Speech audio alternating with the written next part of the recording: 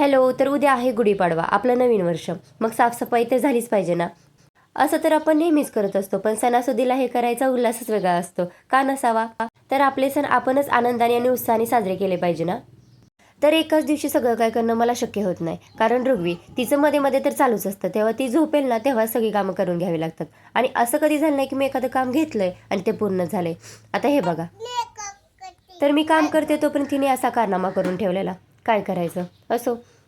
तिचं आवरलं आणि किचनमध्ये आली. थोडीफार भांडी वगैरे लावून घ्यावं म्हटलं. जुने न्यूजपेपर काढले आणि त्यावरती नवे टाकले. त्यावरती भांडी मांडून घेतली. यामुळे काय होतं, पाणी वगैरे सांडलं तर ते दुसऱ्या भांड्यांवरती पडत नाही.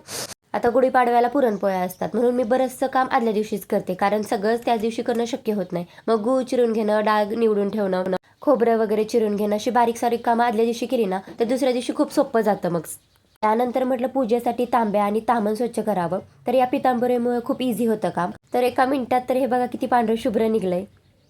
त्यानंतर पूजेचं ताटही तयार करून ठेवलं. उदबत्ती, हळदी कुंकू, तांब्या, साखरेची घाटी.